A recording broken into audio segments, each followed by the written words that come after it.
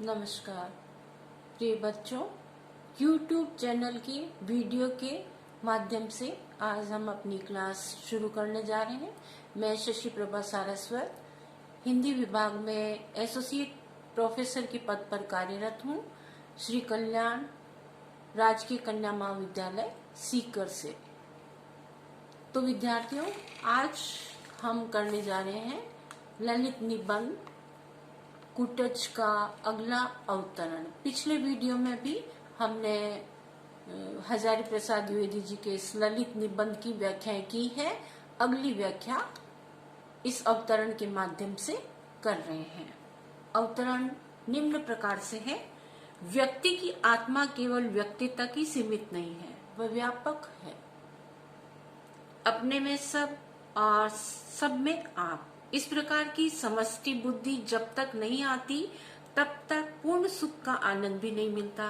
अपने आप को दलित द्राक्षा की भांति निचोड़कर जब तक सर्व के लिए निछावर नहीं कर दिया जाता तब तक स्वार्थ खंड सत्य है। वह मोह को बढ़ावा देता है, तृष्णा को उत्पन्न करता है और मनुष्य को दयनीय कृपण बना देता है। कार्पण्य दोष से जिसका स्वभाव अपहत हो गया है, उसकी दृष्टि म्लान हो जाती है और वह स्पष्ट नहीं देख पाता। वह स्वार्थ भी नहीं समझ पाता और परमार्थ तो दूर की बात है। प्रसंग के बारे में जान लेते हैं थोड़ा सा।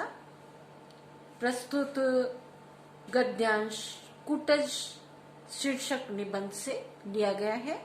इस निबंध के लेखक आचार्य हजारी प्रसाद जी हैं। निबंध में द्विवेदी जी ने कुटज नामक छोटे से वृक्ष के माध्यम से मनुष्य की जिजीविषा शक्ति को रेखांकित किया है।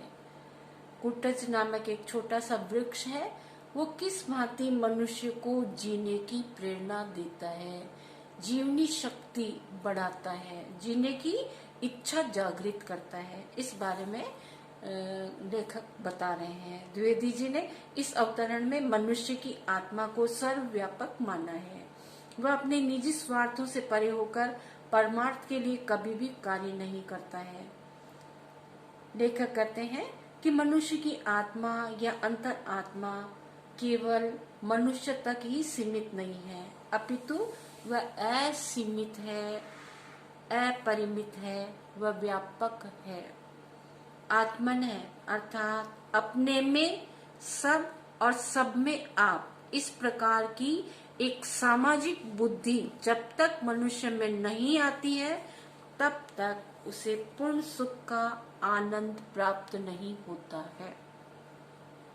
स्वयं को जो मनुष्य दलित द्राक्षा की भांति अर्थात अंगूर की तरह निचोड़कर जब तक सर्व अर्थात सर्वात्मा के लिए न्योछावर नहीं कर देता है तब तक तो स्वार्थ अर्थात अपने हित के विखंडित सत्य का बोलबाला रहेगा। वह निज हित मोह को बढ़ावा देता रहेगा।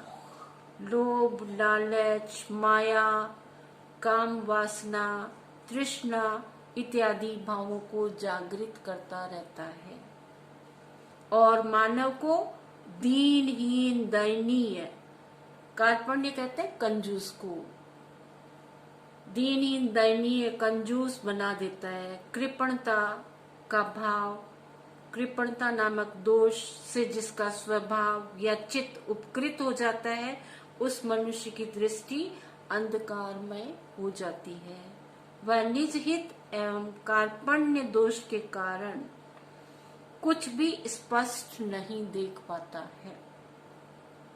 इस कारण से वह कृपण मनुष्य अपने स्वार्थ, निज हित को भी नहीं समझ पाता है कि मेरा हित किसमें है, इस बात को भी वह समझ नहीं पाता, क्योंकि वह तो कार्पण्य दोष से लिपटा हुआ है। कंजूसी के कारण वह समझ नहीं पा रहा है कि मैं अच्छा कर रहा हूँ या बुरा कर रहा हूँ। इस कारण से वह कृपण मनुष्य अपने स्वार्थ, निज हित को नहीं समझ पा रहा है, इसलिए उससे परमार्थ अर्थात जन कल्याण की बात करना ही बेकार है। जो कंजूसी का भाव रखने वाला है, अत्यंत दारिद्रता के भाव से भरा हुआ है, दया की भावना जिसमें नहीं है, दीनों के प्रति दया करुणा नहीं रखने वाला है, वह भला जन कल्याण कैसे कर सकता है। वह तो केवल अपने बारे में ही सोचता है। यहाँ तक कि अपने बारे में सोचने में भी वह कंजूसी करता है कि किस प्रकार मैं अपने वस्तु धन को बचा लूं। तो वह व्यक्ति जन कल्याण कैसे कर सकता है, परहित कैसे कर सकता है। परहित तो बहुत दूर की बात रह जाती है। वह अपनी दुनिया तक ही सिमटा हुआ है कि किस प्रकार मैं अपने इस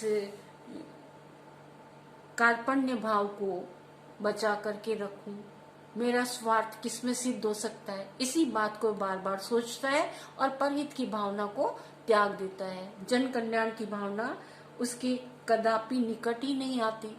बस दूसरों के हित के लिए सोच ही नहीं सकता। अतः उनके द्वारा परमार्थ कार्य करना असंभव ही है। परहित का कार्य तो वह कदापि नहीं करेगा। दूसरों के हित की बात जो व्यक्ति सोच ही नहीं सकता, तो वह भला उस कार्य को कैसे कर सकता है, कभी भी नहीं करेगा। विशेष टिप्पणी में निम्न बिंदु देने हैं। इस अवतरण में लेखक ने आत्मनेय पद का अर्थ स्पष्ट कर कृपण मनुष्य के स्वार्थ का चित्रण किया है। भाषा सरल और अत्यंत ही प्रभावपूर्ण है। भावात्मक और विवेचनात्मक शैली के दर्शन होते हैं। भाषा सहज सरल और खड़ी बोली में चित्रण किया है। आप सभी का बहुत बहुत धन्यवाद सुनने के लिए।